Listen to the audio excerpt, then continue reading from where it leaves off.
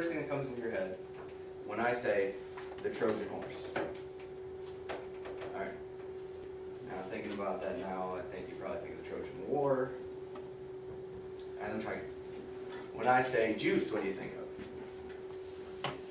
All right, you think of steroids or something mixed with a cocktail. All right, I'm not talking about cocktails. All right. I'm talking about O.J. Simpson.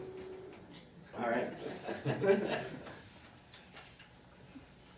Now, for me, I learned most of what I knew about O.J. Simpson from the 90s when he was on trial for the murder of his ex-wife. Most of what I learned was from my mom screaming at the TV when he was found not guilty. But, you know, that's what you get. I never actually knew anything about him, other than the fact that he was a monster. But I did find out more about him when I began my lifelong obsession with professional football. And I found out that he's actually a completely awesome running back. And I want to make sure that you all know more about him than just what you learned in the 90s from people yelling at TVs. All right. Today I'm going to tell you a little bit about O.J. Simpson, his childhood, his accomplishments in football, his other accomplishments off the field, and his murder trial, and where he is today. All right. O.J. was born in July 9th, 1947 in Puerto Hill, California, which is, it's just a little bit outside San Francisco, but it's not actually. It's more of a poor neighborhood. He wasn't born into money. He was raised just by his mom. His dad left when he was really small, and he suffered from rickets, which if you don't know what rickets is, it's a disease that you don't really hear about that much, but it used to be really prevalent. It caused people to be bow-legged, and for example, probably the first person you would think of when I say leg braces would be Forrest Gump, which O.J. Simpson, star running back, wore leg braces until he was 5 years old. Now let's fast forward a little bit, get past the little childhood. This is time to end of high school. Star tailback for Galileo High, San Francisco. Married his high school sweetheart, Margaret Whitley, with whom he eventually had 3 children. Now, he ended up going to San Francisco Community College because while he was a very accomplished football player, he was not a very accomplished student, and he had horrible, horrible grades, just like most of the jocks and the stereotype.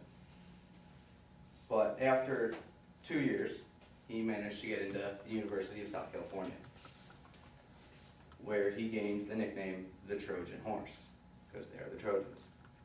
Now, in 2 seasons, he rushed for 3,100 yards and 34 touchdowns in college.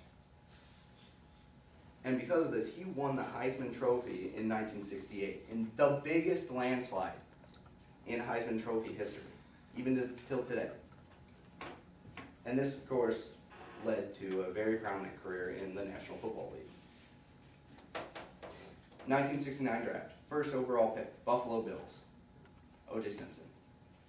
Now, you know, much like rookies now, they didn't throw him right into it. They let him work up. And in '71, he really shined. Behind his offensive line, he nicknamed the Electric Company because they turned on the juice. Now that was reported by Rick Anderson in the article O.J. Simpson, Superhero, Supervillain on BillsBackers.com if you want to look that up. In '73, he broke Jim Brown's single-season rushing record and also was the most valuable player in the National Football League.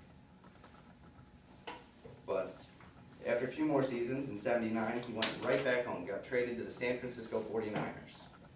And after 2 seasons there, he retired the highest paid player in the NFL, which back then, which now is millions of dollars, that was $806,688 a year. Yeah, still a lot of money, but compared to Peyton Manning right now, whew. But in January 23rd, 1985, he was the first Heisman Trophy winner elected into the National Football Hall of Fame. Outside of football, he had a pretty interesting life. He was an actor. He was in The Towering Inferno, Naked Gun, 2 sequels. In '75, Larry Schwartz, writer for ESPN.com, very prominent, wrote in an article, Before Trial, Simpson Charmed America, that Hertz Rent-A-Car named him the first African-American man put in charge of a corporate advertising campaign. Now, as I said, he was married once. He was married twice, actually. Both ended in tragedy.